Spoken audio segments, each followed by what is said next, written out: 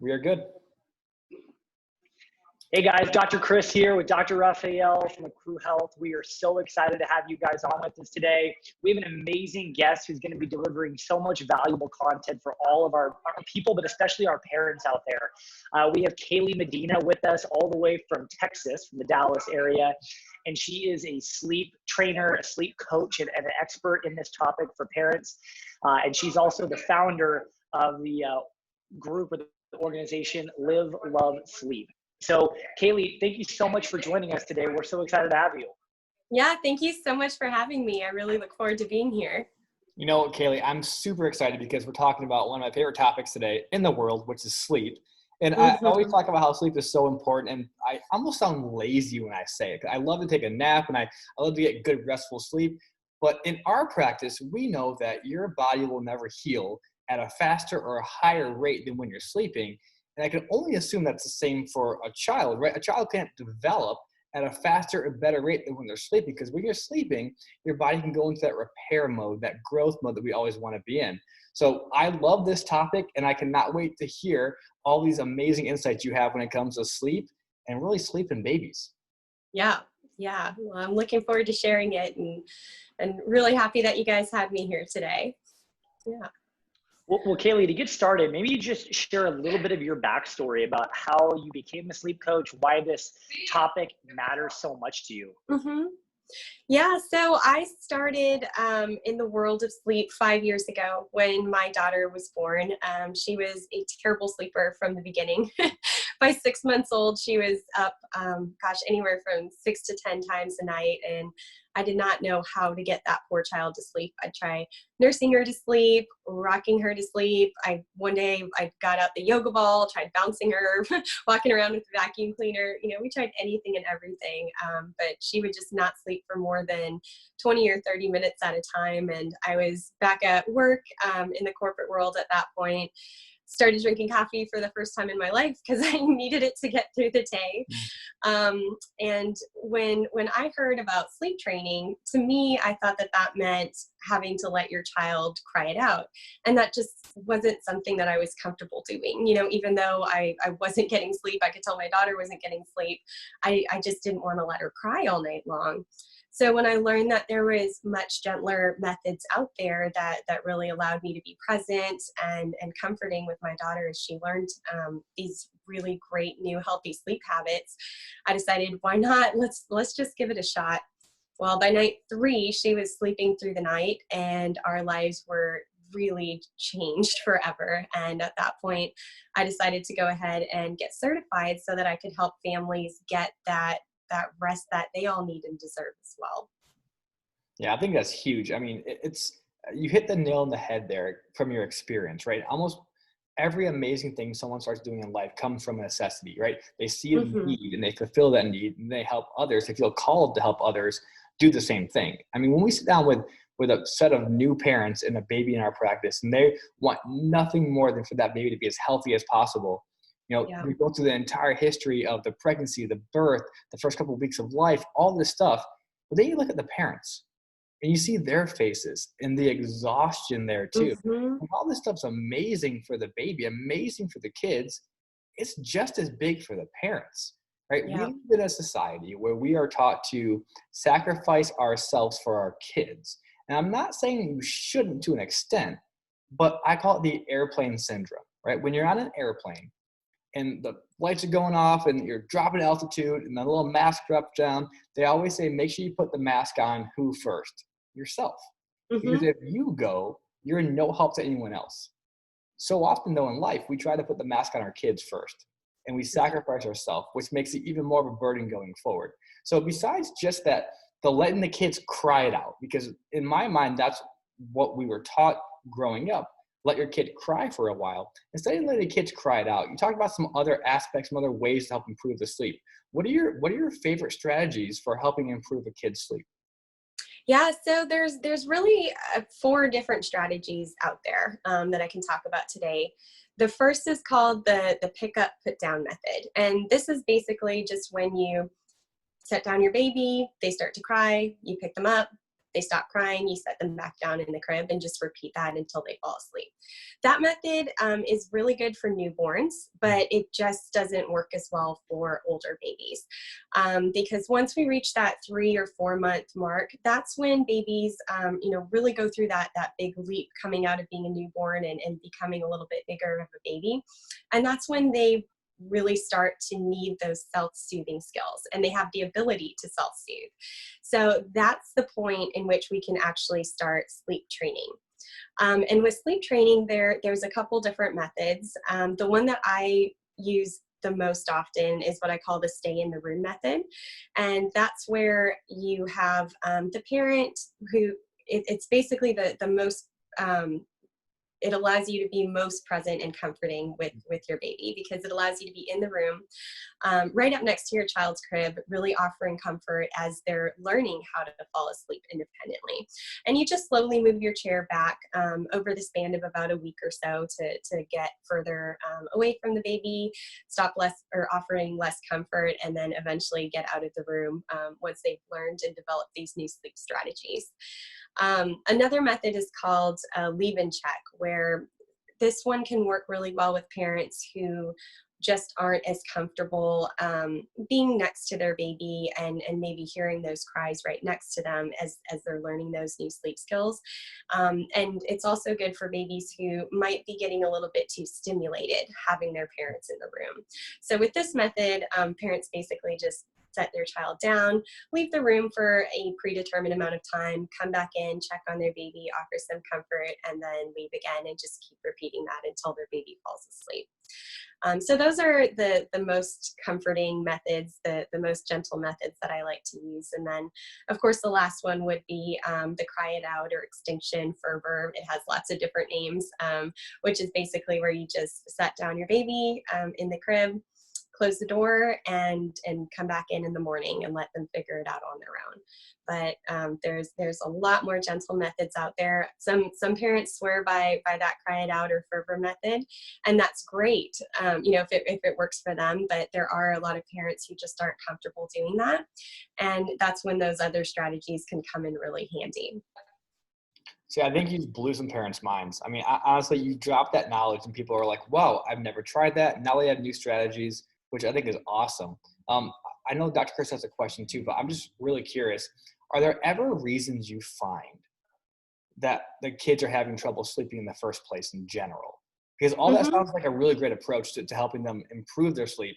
But we always try to ask questions that go a bit deeper than most to get answers that most don't get. And my brain just goes to, hey, why is this kid having a hard time sleeping in the first place? Yeah, that is a great question. And that really gets to the root of why parents give me a call in the first place. The reason why babies generally aren't sleeping well, either one, taking a while to fall asleep at night, or two, having many nighttime wakings throughout the night, or even three, just taking really short naps, are a result of something that I call sleep props. Now, a sleep prop is basically just any external device that a baby or a child has come to rely upon in order to get to sleep. The most common one that I see is needing to be fed to sleep, whether that's the breast or the bottle. But there's lots of other sleep props out there, like needing to be rocked or bounced to sleep, needing to sleep in parents' arms, or even co-sleeping. Those would all be examples of sleep props. Now, the problem with sleep props is that it makes it a lot more challenging for a child to get back to sleep without that sleep prop. Because, say that they fell asleep in your arms, being rocked, they fall asleep there, you gently put them down in their crib. They go through a sleep cycle and wake up and realize that they're in a completely different place than where they fell asleep. Imagine for you and me, you fall asleep in your bed and all of a sudden you wake up and you're in the garden. That would be terrifying, right? You'd probably cry out too and need somebody to come and assist you. That's basically what your baby would be doing is, they fall asleep in your arms, they go through a sleep cycle or a couple sleep cycles, and they come to that gap in between their sleep cycles come to this little brief waking and start to realize, hey, I didn't have what I fell asleep with. So mom or dad isn't here. They're not holding me anymore. I'm not being fed. And they start to cry out for mom and dad to come back in and assist them back into sleep. Because those are really the only strategies that they've known up until this point, right? They basically need mom or dad there in order to fall asleep. So really by breaking those old ways of sleeping and starting to introduce these new healthy independent sleep skills, that's how we teach babies to really consolidate their sleep, fall asleep quickly for both bedtime and nap times, and start to sleep for much, much longer stretches. That's kind of actually along the lines of like questioning that I was going to ask too, is like, what are the most common mistakes that you see parents making? Because, one thing that Dr. Raphael and I know, especially obviously taking care of a lot of kids, but a lot of adults is that, there's neurological components from the nervous system that controls and regulates our sleep cycles. But a lot of times, especially as adults, people sabotage their sleep quality by poor habits in terms of them going to bed. And obviously there's all kinds of things that can involve caffeine curfews, or the light that they're being exposed to, or different kinds of things. Obviously, they could be playing a role there. When you're talking to maybe a brand new mom, maybe she's about to give birth, or maybe she just gave birth, are there certain tips or advice that you would recommend or provide to say, hey, these are the things that habits you don't want to start with, or don't get down that road, because it's a lot harder to come back out of that? Where should a parent start with these sleep habits from day one with their brand new newborn? Yeah. Oh my gosh. There's so many good tips I could give. If I had to narrow it down to the one most important thing, I would say creating routines, and creating a bedtime routine is something that you can do from day one, bringing your baby home from the hospital. And I'll walk you through a common mistake that most parents make in that bedtime routine, and a way that you can fix that. So the most common mistake that I see in the bedtime routine is having parents feed their baby to sleep. They have all the lights down really low. Baby gets really drowsy on the breast or the bottle. They fall asleep, and then they gently, put them into the crib after that. And here's an example of a bedtime routine that you can follow to be able to break that cycle. What I would do is start it off with a bath, because a bath is just such a different activity than what goes on in a child's day. And it's that really good first cue that the bedtime routine is approaching. So after the bath, move on into the child's bedroom, or your bedroom if they're sleeping in your room. And then you can get them dressed in their pajamas. At that point, you can do a feed. Babies under a year, we do want to be including a feed in the bedtime routine, because they're still, their tummies are still really little, and they do need those extra calories to be able to make it through longer stretches at night. So we're going to do a feed, but we're going to be keeping all the lights on in the bedroom. We want baby to be wide awake during that feed. So I always tell parents, do what you can to make sure that baby is wide awake and not getting drowsy. And this goes for babies who are over 3 months old. Babies under 3 months, the drowsy but awake, that works really well. But babies over 3 months old, we really want to make sure that they are wide awake for that feed. Then after the feed, we want to add a couple of different activities to make sure that your child is really breaking any kind of association between feeding and sleeping. So after the feed, instead of putting them down into the crib drowsy or already asleep, what we can do is read a book or two. That helps to, break that feeding to sleep association. And we're also, developing those great skills early, and that love for reading at that early age. So read a book or two, then pick up your baby, walk them around the room, say goodnight to a few things like night-night, books, night-night sound machine, turn off the lights. And at that point, you're going to be putting your baby into the crib wide awake. And at that point, they're going to be able to start developing those self-soothing skills, so that they're not reliant upon, their parent or anything else in order to fall asleep. I had to unmute myself, but that was awesome. I mean, I don't want to oversimplify this idea of it, but I feel like good sleep can be a habit, right? You can build that habit and help teach these babies how to have good sleep and carry that good sleep into their older years too, even into being an adult. And it's like the things you're talking about, it's almost like a habit loop, right? With an action and a reaction and a reward for good experiences and setting them up for that win. And one thing that we always focus on in the office is that your body is inherently healthy, right? Mm-hmm. Babies want to inherently be healthy. Adults want to inherently be healthy. And if we can get back to our natural, normal, healthful state, we can be very healthy. And sometimes we just need to get patterns and structure and systems in place and then not mess it up for a while. And I think so often we tend to mess things up pretty quickly and we say, oh, it didn't work, right? Instead of letting that new pattern take hold. So I think that's awesome. And I know we talked a little bit earlier too. You have a resource that we can share with everyone, right? About how to help Mm-hmm. their baby sleep better.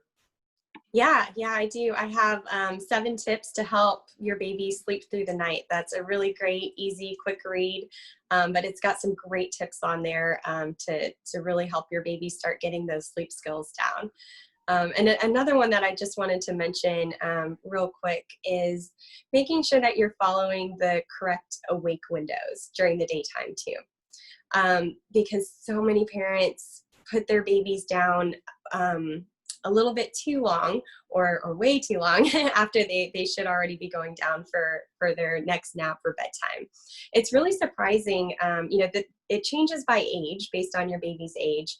But newborns, they should be going down for their next nap or bedtime no more than about 45 minutes to 60 minutes from when they wake up in the morning or from their most recent nap. And, as they get a little bit older, that goes up for sure. Once we're on, 2 naps a day, that's going to be somewhere between like a 2.5 to 3 hour awake window. And then going down to 1 nap a day, that's going to be somewhere between 5 and 6 hours of awake time. But I've got that in the resource as well. So you can see based on your baby's age, how long that awake window should be during the day. Because if your baby stays awake too long, what we actually run into is a situation where babies or children can get overtired. And overtiredness, it's really just a baby's worst enemy when it comes to sleep, because when babies do get overtired, it's actually a little bit counterintuitive what happens. It might look like they're getting that second wind or even becoming a little bit hyperactive, but babies who get overtired, it actually makes it a lot more challenging for them to be able to get to sleep. And it's going to lead to a much more restless sleep too. So you're going to be seeing more nighttime wakings and shorter naps as a result. So really by getting your baby to sleep within that proper awake window for their age, you're going to be giving them the best chance of, working on developing these new sleep skills while going down in the right amount of time. No, that's great. Now, here's a question. Maybe you can answer it for me. How long and how many naps should I be taking each day? I As mean, adults, tell me now, I will live by it. If I should 2 naps a day, and I am happy forever. So I know. Oh my gosh. Well, my husband's the adult sleep consultant, so I'm not the specialist in that, but he tells me every day we should not be taking naps as adults. I know, Unless you're but a I new love mother them. and you need that extra sleep. That, of course, is okay. But, I oh think yeah, I also you guys don't, enjoy nap he here and does there too. he does adult sleep and you do baby sleep. That's correct. Yeah. That's incredible. So for anyone on our social media following or for any of our patients, I mean, they don't just do baby sleep. That's what their specialty is right now with Kaley and what she does. But her husband Mm-hmm. does adult sleep. So I know people can definitely benefit from that, especially in the world we're in today. I've heard more complaints lately of, hey, I'm not sleeping well. I'm stressed out with what's going on in our world and in our country. I can only imagine how needed he is going forward too. Yeah, exactly. Might Because need to he's do a part 2 episode. Part exactly. 2 for Yeah, this. Yeah, we need to get him on here the next one. exactly.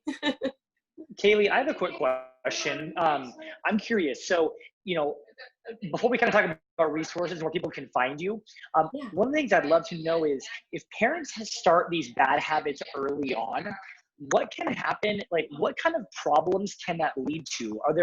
I would imagine, these poor sleep habits, different behavioral issues or problems as toddlers that can develop. I mean, what kind of problems if parents don't start this on the right foot and don't get these issues corrected could they be setting themselves up for later? Yeah, so babies with sleep challenges, if we don't get it fixed, earlier on, you might have a bad sleeper for 5 to 7 years to come. That's a long time for you to be going without sleep as a parent, but it's also a really long time for your child to not be getting the sleep that they need. There are so many health benefits for both you and your baby to be sleeping well.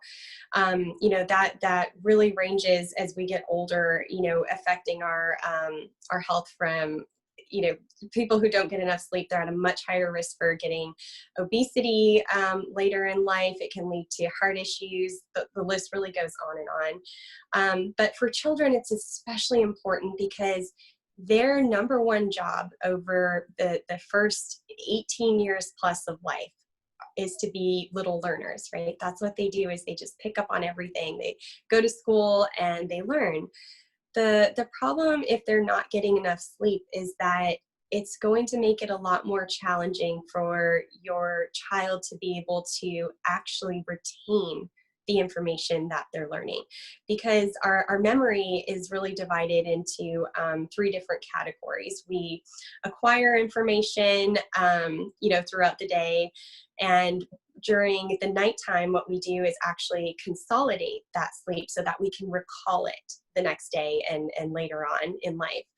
And the consolidation process, again, that happens at night. And if we're not getting enough sleep and we're not getting that good high quality sleep, that consolidation is not going to happen. So your child won't be able to recall that information that they were learning the previous day.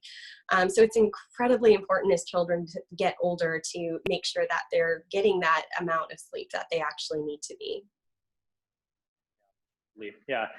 I think it's especially as chiropractors and pediatric chiropractors, is, the body heals when that's happening. And there's 2/3 of all neurological development happen post-birth, right? All these different, milestones that parents are watching out for in that first year in particular and beyond, right, are all evidence of neurological brain and nervous system development. And the number one time that growth, like Dr. Rafael said earlier, is occurring is in sleep. So that's why this work that you're doing is so critical. So we're so excited to have you today on here, and then for the different insights and the kind of tips and strategies you're providing. That's so invaluable for parents. Where can people best find you? Where can they get more of these resources? How do they best connect with you on social media or a website? Tell people the best place to go next. Yeah, so the best way to find me is to pop onto my website. It's just www.livelovesleep.com. And it's got all of my contact information on there. Sorry about that. But yeah, the website is where you can find me, or they can always shoot me an email. My email address is Kaley, that's Kaley @livelovesleep.com. I'm on Facebook as Live Love Sleep, or Instagram as baby.sleep.health.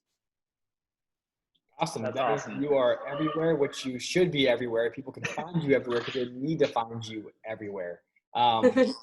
Kaley, this has been awesome. I want to say thank you so much for those insights. I think that gave a lot of people some great information to help start to solve those problems, and help the ones that still have the issues reach out to you and work with the best. Yeah, and that's really what I do is work with parents to create, a customized sleep plan for their child to reach those sleep goals on getting longer naps during the day and start sleeping through the night when they're ready to. Yeah, and for those of you that are out there, Kaley obviously is located in the Dallas, Texas area, but she works with parents all over the country and works remotely with them to help them. So get those free resources. Definitely grab that 7-step guide that she was talking about on the website. And then if there's more in-depth help that's needed, definitely reach out, because there's no better thing that you can do to invest in your health, your baby's health, and your quality of life, and sleep is definitely at the foundation of that. So thanks so much again, Kaley, for your insights and wisdom today. And we look forward to all the people that are going to get a lot from this. Yeah, thanks so much for having me, guys.